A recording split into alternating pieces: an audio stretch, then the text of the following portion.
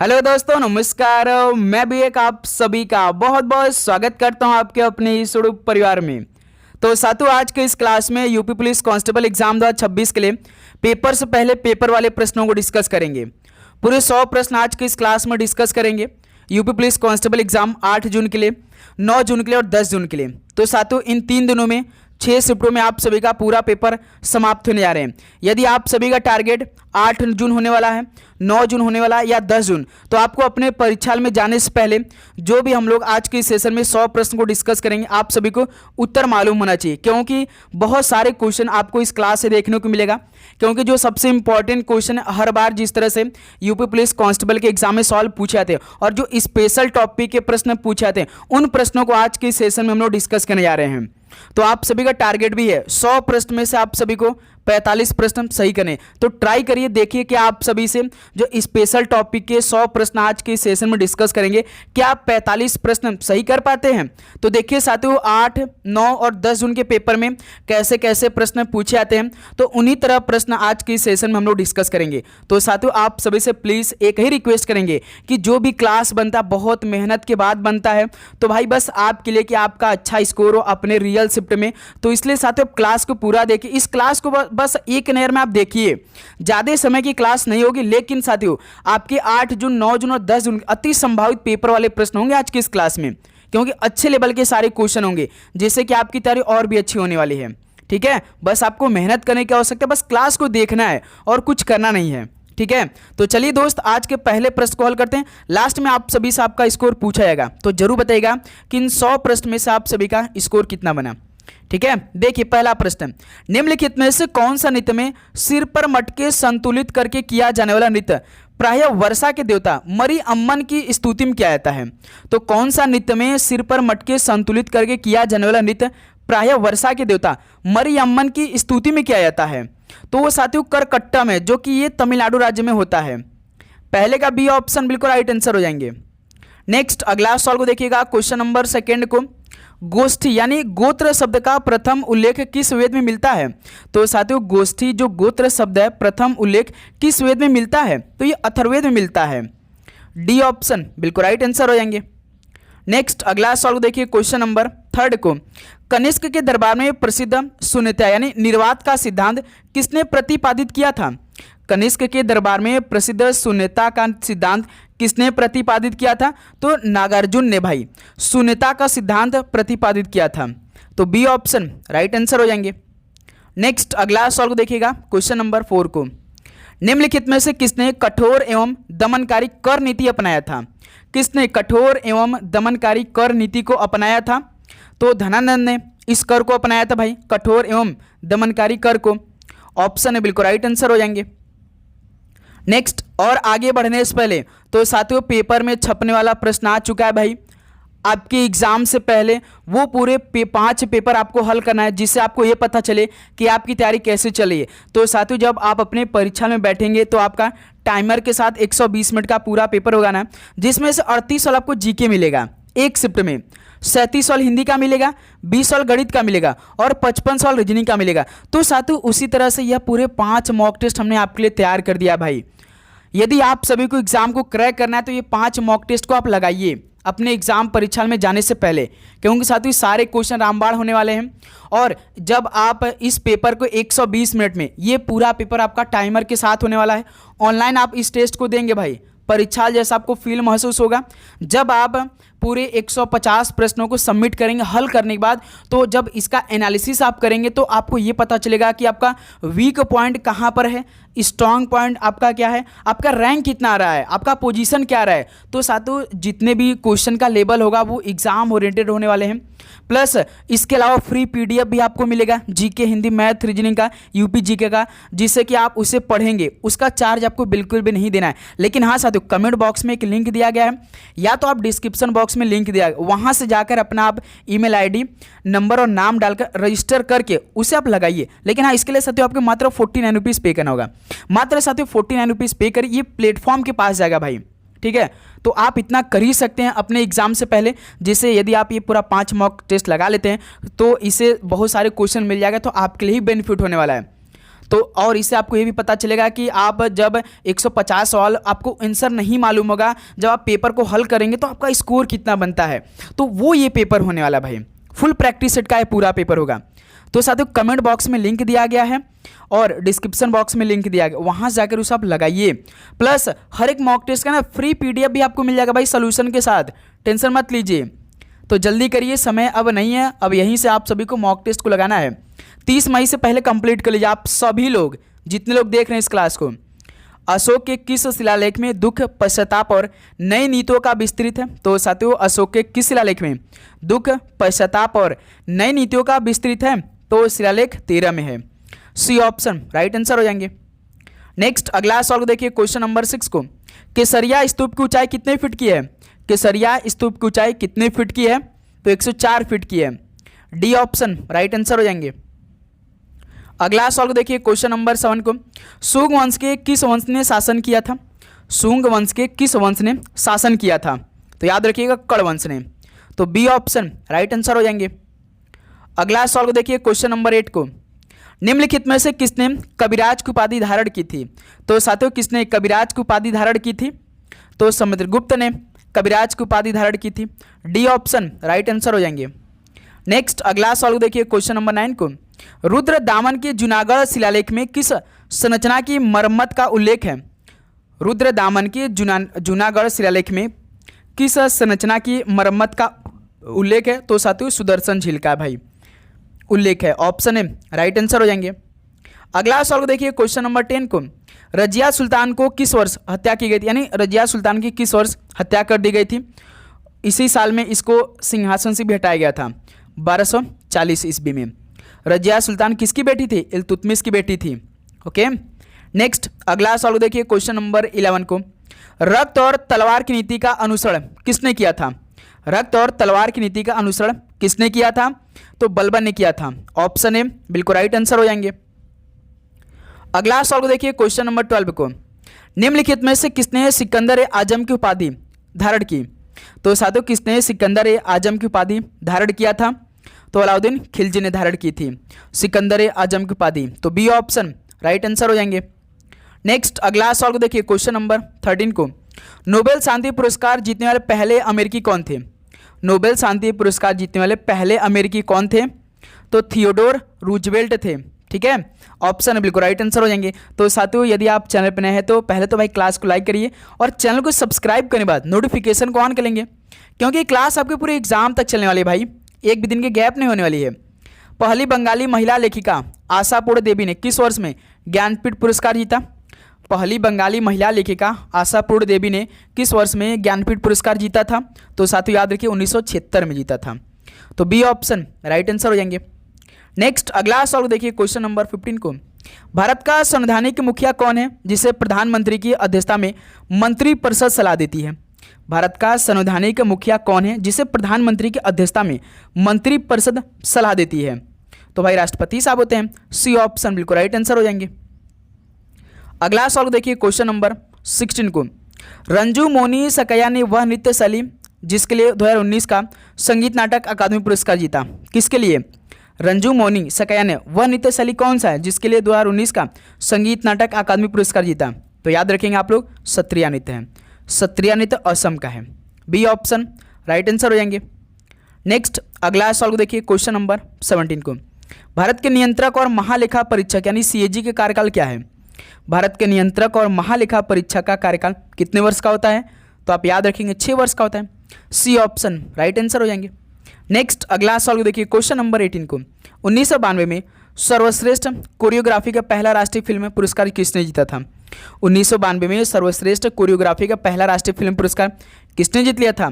लक्ष्मीबाई कोल्हापुरकर ने जीता था, ठीक है, ऑप्शन बिल्कुल राइट आंसर हो जाएंगे। तो साथियों आप उस टेस्ट को जरूर लगा लीजिए भाई, आपके लिए कमेंट बॉक्स में हमने लिंक पिन कर दिया है, डिस्क्रिप्शन बॉक्स में भाई लिंक पिन कर दिया है, उसे आप जरूर लगा लीजिएगा भाई, आपके लिए ही कह रहे हैं भाई, ठीक है।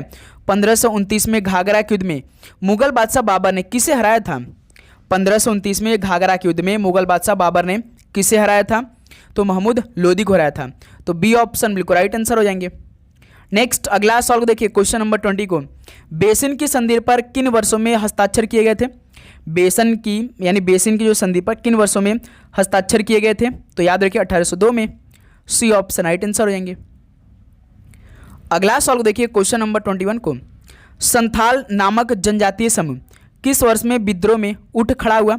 संथाल नामक जनजातीय समूह किस वर्ष में विद्रोह में उठ खड़ा हुआ था? तो याद रखिएगा 1855 में खड़ा उठ हुआ था भाई। ऑप्शन एम राइट आंसर हो जाएंगे। नेक्स्ट क्वेश्चन नंबर 22 देखिए, इब्राहिम लोदी दिल्ली का सुल्तान कब बना? इब्राहिम लोदी दिल्ली का सुल्तान कब बना था? तो याद रखिए 1517 बना था। तो ऑप्शन एम बिल्कुल राइट आंसर हो जाएंगे। नेक्स्ट अगला सवाल देखिए क्वेश्चन नंबर 23 को, 1924 में कांग्रेस के बेलगाम शिखर सम्मेलन के दौरान कांग्रेस के अध्यक्ष कौन थे? 1924 में कांग्रेस के बेलगाम शिखर सम्मेलन के दौरान कांग्रेस के अध्यक्ष कौन थे? तो याद रखिए MK गांधी थे। डी ऑप्शन राइट आंसर हो जाएंगे। नेक्स्ट अगला सवाल देखिए क्वेश्चन नंबर 24 को, लॉर्ड डलहौजी द्वारा व्यवगत नीति के तहत झांसी को किस वर्ष में मिला लिया गया था? लॉर्ड डलहौजी द्वारा व्यवगत नीति के तहत झांसी को किस वर्ष में मिला लिया गया था? तो साथियों आप याद रखेंगे 1854 में मिला लिया गया था। तो बी ऑप्शन राइट आंसर हो जाएंगे। नेक्स्ट अगला सवाल को देखिए क्वेश्चन नंबर 25 को, जनरल डायर ने किस वर्ष मार्शल लॉ के दौरान कमान संभाली थी? जनरल डायर ने किस वर्ष मार्शल लॉ के दौरान कमान संभाली थी? तो 1919 में, जब जलियांवाला बाग हत्याकांड हुआ था पंजाब में। ठीक है, तो 1919 में हुआ था ना। क्वेश्चन नंबर 26 देखिए, गयासुद्दीन बलबन ने भारत में किस काल में शासन किया? तो साथियों गयासुद्दीन बलबन ने भारत में किस काल में शासन किया था? तो याद रखिएगा साथियों 1266 से लेकर 1287 के बीच में किया था। ठीक है, ऑप्शन है राइट आंसर है। नेक्स्ट अगला सवाल देखिए क्वेश्चन नंबर 27 को, दिसंबर 1920 में कहां पर भारतीय राष्ट्रीय कांग्रेस के वार्षिक सत्र में असहयोग आंदोलन के संकट की पुष्टि की गई थी? दिसंबर 1920 में नागपुर में भारतीय राष्ट्रीय कांग्रेस के वार्षिक सत्र में असहयोग आंदोलन के संकट की पुष्टि की गई थी। तो बी ऑप्शन राइट आंसर हो जाएंगे। नेक्स्ट अगला सवाल देखिए क्वेश्चन नंबर 28 को, भारत के किस राज्य में चेतियागिरी बिहार त्यौहार मनाया जाता है? तो साथियों भारत के किस राज्य में चेतियागिरी बिहार त्यौहार मनाया जाता है? तो याद रखेंगे मध्य प्रदेश राज्य में। सी ऑप्शन है बिल्कुल राइट आंसर हो जाएंगे। नेक्स्ट अगला सवाल देखिए क्वेश्चन नंबर 29 को, ब्रह्मोत्सवम त्यौहार ऐतिहासिक रूप से किस राज्य का मूल निवासी है? ब्रह्मोत्सवम त्यौहार ऐतिहासिक रूप से किस राज्य के मूल निवासी हैं? तो आंध्र प्रदेश के मूल निवासी हैं। ऑप्शन है बिल्कुल राइट आंसर हो जाएंगे। नेक्स्ट अगला सवाल देखिए क्वेश्चन नंबर 30 को, पोंगल एक 4 दिवसीय लंबा फसल त्यौहार है जिसे गन्ना और किस फसल की कटाई पर मनाया जाता है? तो साथियों पोंगल एक 4 दिवसीय लंबा फसल त्यौहार है जिसे गन्ना और किस फसल की कटाई पर मनाया जाता है? तो याद रखिएगा चावल के फसल की कटाई पर मनाया जाता है। सी ऑप्शन राइट आंसर हो जाएंगे। नेक्स्ट अगला सवाल देखिए क्वेश्चन नंबर 31 को, आमंग मोंग त्यौहार किस राज्य या केंद्र शासित प्रदेश से संबंधित है? आमंग मोंग त्यौहार किस राज्य केंद्र शासित प्रदेश से संबंधित है? तो नागालैंड राज्य से संबंधित है। बी ऑप्शन राइट आंसर हो जाएंगे। अगला सवाल देखिएगा क्वेश्चन नंबर 32 को, होली का वसंत त्यौहार मणिपुर के मेइतेई जनजाति द्वारा किस नाम से मनाया जाता है? तो साथियों जो होली का वसंत त्यौहार है मणिपुर के मेइतेई जनजाति द्वारा किस नाम से मनाया जाता है? तो याद रखिएगा याओ सांग के नाम से मनाया जाता है। डी ऑप्शन बिल्कुल राइट आंसर हो जाएंगे। अगला सवाल देखिए क्वेश्चन नंबर 33 को, किस त्यौहार के साथ पारंपरिक रूप से जल्लीकट्टू का अभ्यास जुड़ा हुआ है? किस त्यौहार के साथ पारंपरिक रूप से जल्लीकट्टू का अभ्यास जुड़ा हुआ है? तो याद रखिएगा पोंगल के साथ। ऑप्शन है बिल्कुल राइट आंसर हो जाएंगे। नेक्स्ट अगला सवाल कॉल करिए क्वेश्चन नंबर 34 को, दौल उत्सव मुख्य रूप से किस राज्य में मनाया जाता है? बताएंगे आप सब लोग, दौल उत्सव मुख्य रूप से किस राज्य में मनाया जाता है? तो याद रखिए असम राज्य में। तो बी ऑप्शन राइट आंसर हो जाएंगे। ओके, नेक्स्ट अगला सवाल देखिए क्वेश्चन नंबर 35 को, तिरुपति तिरुमाला ब्रह्मोत्सव कितने दिनों तक मनाया जाता है? तो साथियों जो तिरुपति तिरुमाला ब्रह्मोत्सव है कितने दिनों तक मनाया जाता है? तो याद रखिएगा पूरे 9 दिनों तक मनाया जाता है। सी ऑप्शन राइट आंसर हो जाएंगे। नेक्स्ट अगला सवाल देखिए क्वेश्चन नंबर 36 को, करम और जावा त्यौहार भारत के किस राज्य में मनाया जाता है? तो साथियों करम और जावा त्यौहार भारत के किस राज्य में मनाए जाते हैं? तो झारखंड राज्य में मनाए जाते हैं भाई। ऑप्शन है राइट आंसर है। अगला सवाल देखिए क्वेश्चन नंबर 37 को, दक्षिण भारत का कौन सा सांस्कृतिक त्यौहार राजा महाबली की लोक कथाओं से संबंधित है? दक्षिण भारत का कौन सा सांस्कृतिक त्यौहार राजा महाबली की लोक कथाओं से संबंधित है? तो साथियों याद रखिएगा ओणम त्यौहार है। ठीक है, ऑप्शन है बिल्कुल राइट आंसर है। लास्ट में इसको पूछा जाएगा भाई, ध्यान रखिएगा। मध्य और पश्चिमी भारत में मनाए जाने वाले गणगौर त्यौहार में किस देवी की पूजा की जाती है? मध्य और पश्चिमी भारत में मनाए जाने वाले गणगौर त्यौहार में किस देवी की पूजा की जाती है? तो देवी पार्वती जी की पूजा की जाती है। ऑप्शन बिल्कुल राइट आंसर हो जाएंगे। नेक्स्ट अगला सवाल को देखिए, क्वेश्चन नंबर 39 को। पश्चिमी उड़ीसा के लोग मुख्य रूप से कौन सा फसल उत्सव मनाते हैं? पश्चिमी उड़ीसा के लोग मुख्य रूप से कौन सा फसल उत्सव मनाते हैं? तो नुआखाई मनाते हैं। बी ऑप्शन बिल्कुल राइट आंसर हो जाएंगे। नेक्स्ट अगला सवाल देखिए, क्वेश्चन नंबर 40 को। मैसूर दशहरा महोत्सव कर्नाटक में मनाया जाने वाला एक कितने दिन का त्यौहार है? मैसूर दशहरा महोत्सव कर्नाटक में मनाया जाने वाला एक कितने दिन का त्यौहार है? तो साथियों याद रखिए 10 दिन का त्यौहार है। डी ऑप्शन बिल्कुल राइट आंसर हो जाएंगे। अगला सवाल देखिए, क्वेश्चन नंबर 41 को। मेदाराम जतारा महोत्सव कोया जनजाति द्वारा मनाया जाने वाला एक कितने दिवसीय उत्सव है? बताएंगे आप सभी लोग। मेदाराम जतारा महोत्सव कोया जनजाति द्वारा मनाया जाने वाला कितने दिवसीय त्यौहार है, यानी कितने दिन का त्यौहार है? तो 4 दिवसीय उत्सव है। सी ऑप्शन राइट आंसर हो जाएंगे। अगला सवाल देखिए, क्वेश्चन नंबर 42 को। नवक लेबर उत्सव किस राज्य से संबंधित है? तो साथियों नवक लेबर उत्सव किस राज्य से संबंधित है? तो ये उड़ीसा राज्य से संबंधित है। बी ऑप्शन राइट आंसर हो जाएंगे। अगला सवाल देखिए, क्वेश्चन नंबर 43 को।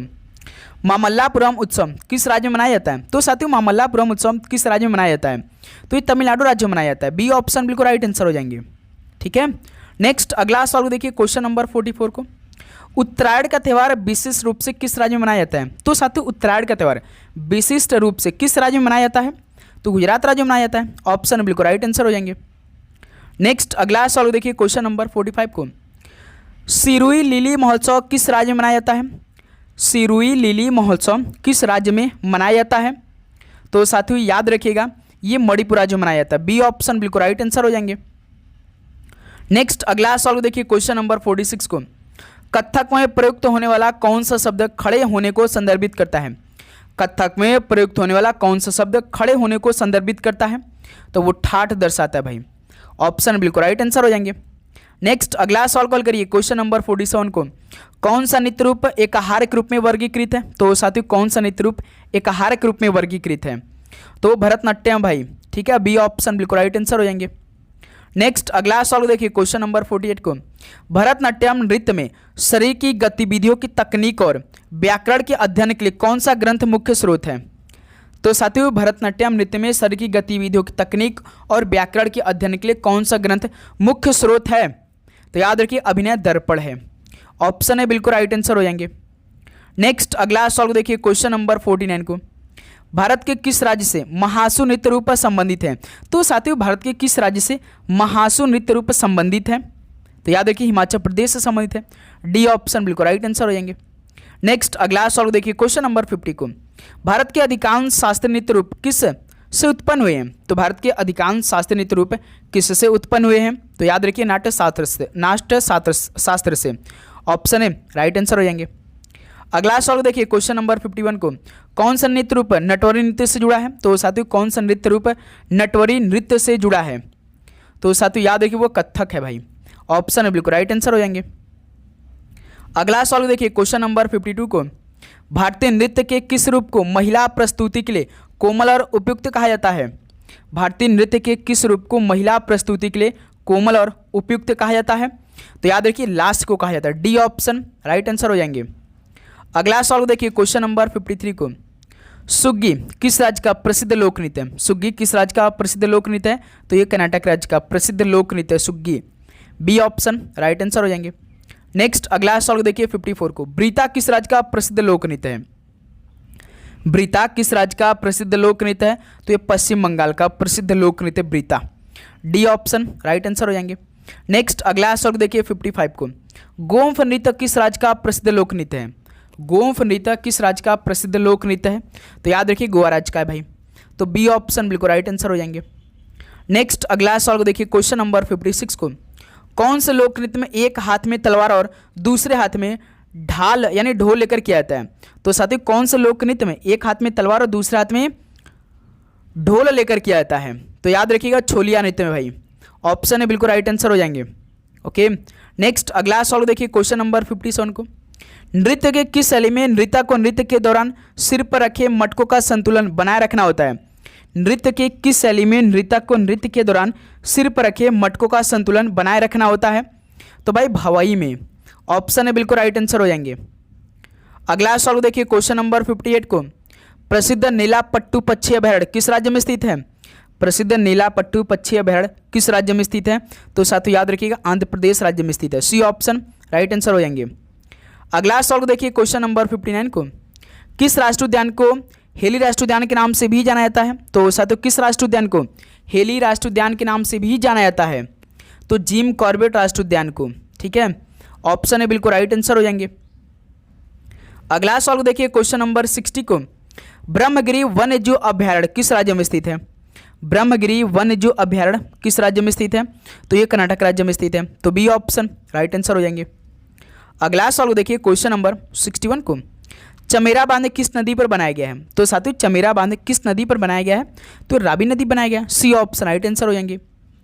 अगला सवाल देखिए क्वेश्चन नंबर 62 को, तिलैया बांध भारत के किस राज्य में स्थित है? तो साथियों तिलैया बांध भारत के किस राज्य में स्थित है?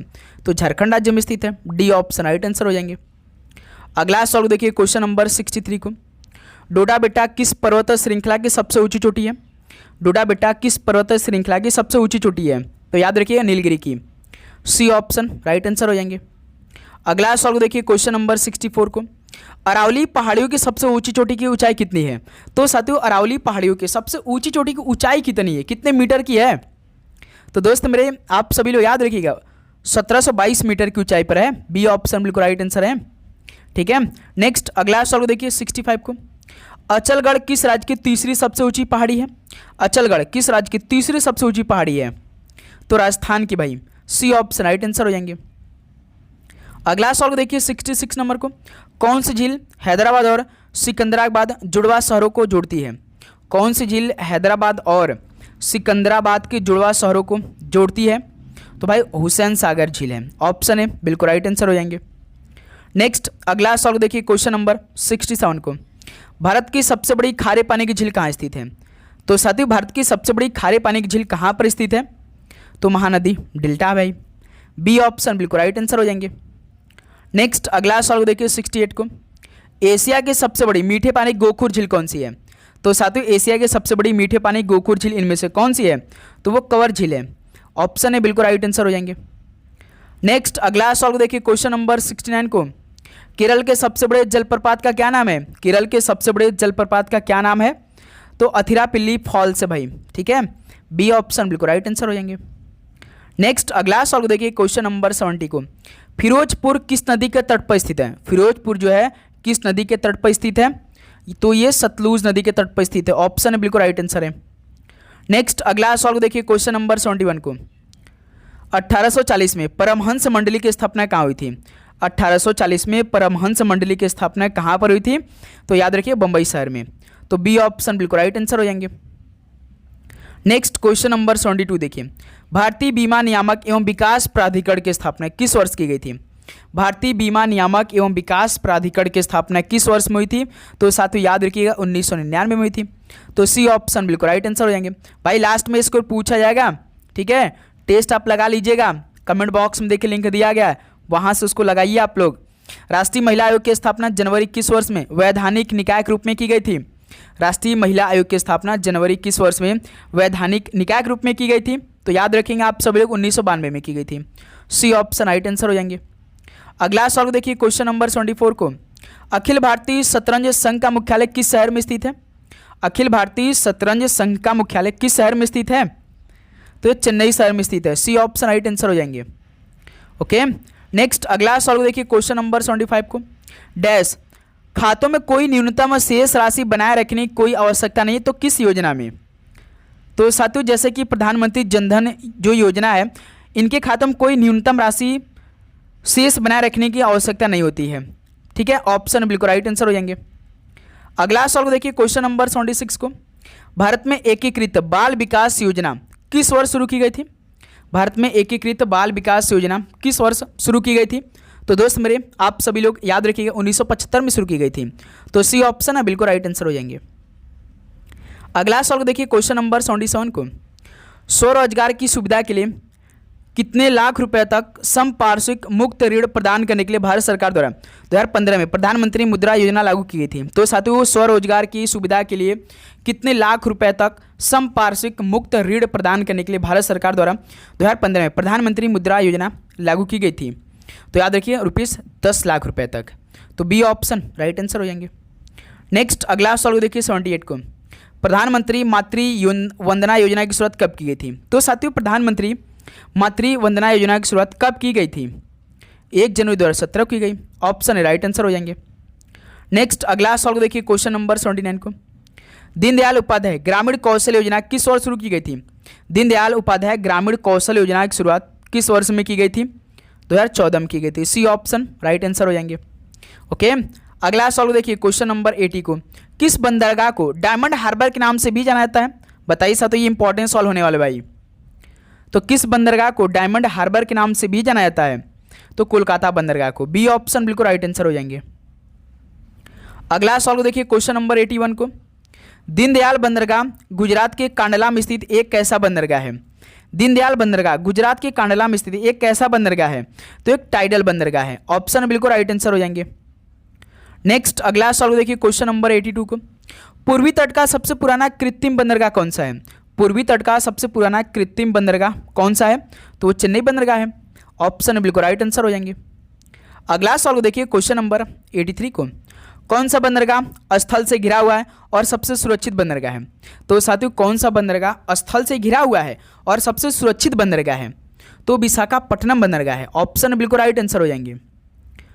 ओके, ध्यान रखेंगे आप सभी लोग।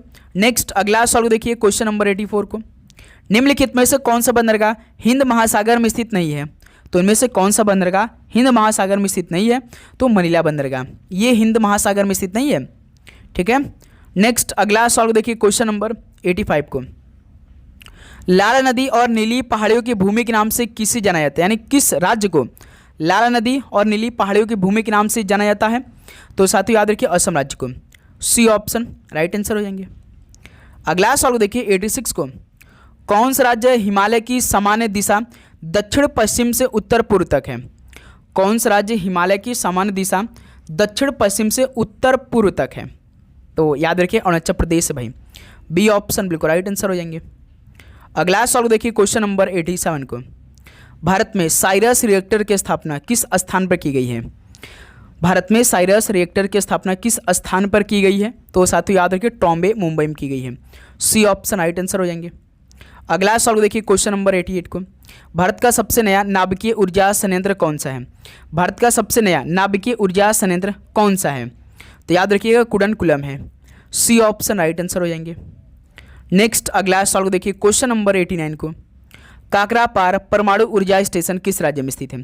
काकरापार परमाणु ऊर्जा स्टेशन किस राज्य में स्थित है? तो याद रखिए गुजरात राज्य में स्थित है। तो बी ऑप्शन बिल्कुल राइट आंसर हो जाएंगे। नेक्स्ट अगला सवाल देखिए क्वेश्चन नंबर 90 को, बैडमिंटन में अंतर्राष्ट्रीय पुरुष टीम चैंपियनशिप थॉमस कप का पहला संस्करण किस वर्ष आयोजित किया गया था? तो साथियों बैडमिंटन में अंतर्राष्ट्रीय पुरुष टीम चैंपियनशिप थॉमस कप का पहला संस्करण किस वर्ष आयोजित किया गया था? तो याद रखिएगा 1949 में किया गया था। तो सी ऑप्शन बिल्कुल राइट आंसर हो जाएंगे। नेक्स्ट अगला सवाल देखिए क्वेश्चन नंबर 91 को, पहला खेलो इंडिया विंटर गेम्स किस वर्ष आयोजित किया गया था? तो साथियों पहला खेलो इंडिया विंटर गेम्स किस वर्ष आयोजित किया गया था? तो 2020 में किया गया। सी ऑप्शन राइट आंसर हो जाएंगे। अगला सवाल देखिए क्वेश्चन नंबर 92 को, 1900 में भारत ने ओलंपिक खेलों में भाग लिया जो कि कहाँ पर आयोजित किया गया था? 1900 में भारत ने ओलंपिक खेलों में भाग लिया, तो इस साथ कहाँ पर आयोजित किया गया था? तो दोस्त मेरे याद है पेरिस में किया गया था आयोजित। डी ऑप्शन राइट आंसर हो जाएंगे।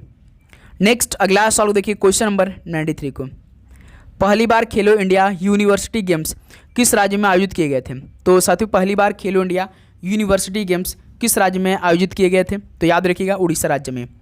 तो सी ऑप्शन राइट आंसर हो जाएंगे। नेक्स्ट अगला सवाल देखिए 94 को, भारतीय संविधान का कौन सा अनुच्छेद यह उल्लेख करता है कि राष्ट्रपति पुनः चुनाव के लिए पात्र है? भारतीय संविधान का कौन सा अनुच्छेद यह उल्लेख करता है कि राष्ट्रपति पुनः चुनाव के लिए पात्र होता है? तो अनुच्छेद 57 में इसका वर्णन है भाई। बी ऑप्शन राइट आंसर है। नेक्स्ट अगला सवाल देखिए क्वेश्चन नंबर 95 को, कौन सा अनुच्छेद संघ की कार्यकारी शक्ति के बारे में बताता है? तो साथियों कौन सा अनुच्छेद संघ की कार्यकारी शक्ति के बारे में बताता है? तो याद रखिए अनुच्छेद 53 है भाई। सी ऑप्शन राइट आंसर हो जाएंगे। नेक्स्ट क्वेश्चन नंबर 96 देखिए, संसद के समक्ष वार्षिक वित्तीय ब्यौरा प्रस्तुत करने की संवैधानिक आवश्यकता भारत के संविधान के किस अनुच्छेद में दी गई है? तो साथियों संसद के समक्ष वार्षिक वित्तीय ब्यौरा प्रस्तुत करने की संवैधानिक आवश्यकता भारत के संविधान के किस अनुच्छेद में दी गई है? तो याद रखिएगा अनुच्छेद 112 में दी गई है। ऑप्शन बिल्कुल राइट आंसर हो जाएंगे। अगला सवाल देखिए क्वेश्चन नंबर 97 को, भारतीय संविधान के किस अनुच्छेद में सर्वोच्च न्यायालय के अधिकार क्षेत्र के विस्तार का उल्लेख है? तो साथियों भारतीय संविधान के किस अनुच्छेद में सर्वोच्च न्यायालय के अधिकार क्षेत्र के विस्तार का उल्लेख है? तो अनुच्छेद 138 में। सी ऑप्शन राइट आंसर हो जाएंगे। नेक्स्ट अगला सवाल देखिए क्वेश्चन नंबर 98 को, राज्य के राज्यपाल के पास भारत के संविधान के किस अनुच्छेद के तहत क्षमदान शक्ति है? राज्य के राज्यपाल के पास भारत के संविधान किस अनुच्छेद के तहत क्षमदान शक्ति है? तो याद रखिए अनुच्छेद 161 के तहत। ऑप्शन है बिल्कुल राइट आंसर हो जाएंगे। अगला सवाल देखिए क्वेश्चन नंबर 99 को, कौन सा अनुच्छेद संसद के सदस्यों के विशेषाधिकारों से संबंधित है? तो साथियों कौन सा अनुच्छेद संसद के सदस्यों के विशेषाधिकारों से संबंधित है? तो याद रखिएगा आप लोग अनुच्छेद 115 में भाई, यानी 105 में। सी ऑप्शन राइट आंसर हो जाएंगे। चलिए लास्ट 100वां सवाल को हल करिए, भारतीय संविधान का कौन सा अनुच्छेद उच्च न्यायालयों की रीट से संबंधित है? तो साथियों भारतीय संविधान का कौन सा अनुच्छेद उच्च न्यायालयों की रीट से संबंधित है? तो अनुच्छेद 226 में। ऑप्शन बिल्कुल राइट आंसर हो जाएंगे। तो साथियों फाइनली ये 100 सवाल कंप्लीट हो गया। तो बताइए आप सभी का इन 100 सवाल में से कितना स्कोर बना? तो उम्मीद करूँगा दोस्त आप सभी को लगभग 100 सवालों में से तो पूरे भाई 100 का उत्तर याद तो हो चुका होगा। भले ही आपका टारगेट पूरा नहीं हुआ होगा, लेकिन साथियों आपको उत्तर तो याद जरूर हो गया होगा भाई। तो साथियों इसी तरह डेली क्लास आप सभी के बीच आने वाली है बहुत ही शानदार तरीके से। पहले तो भाई आप टेस्ट जाके लगा लीजिए भाई, कमेंट बॉक्स में लिंक दिया गया उसको आप जाके लीजिए, हल करिए उसे, ठीक है। प्लस डिस्क्रिप्शन बॉक्स में भी लिंक दिया गया है, वहाँ जाकर आप अपनी तैयारी को और 4 चांद लगाइए भाई। देखिए कि आप सभी की तैयारी किस लेवल पे, किस पीक पॉइंट पे चल रही है, ठीक है दोस्त मेरे। तो चलिए इस क्लास को यहीं पर समाप्त करते हैं, मिलते हैं एक और नए क्लास के साथ। आप सभी लोग चैनल पे नए तो सब्सक्राइब करने के बाद नोटिफिकेशन को भी ऑन कर लेंगे। आप सभी को जय हिंद, जय भारत, पढ़ाई करते रहिए, धन्यवाद।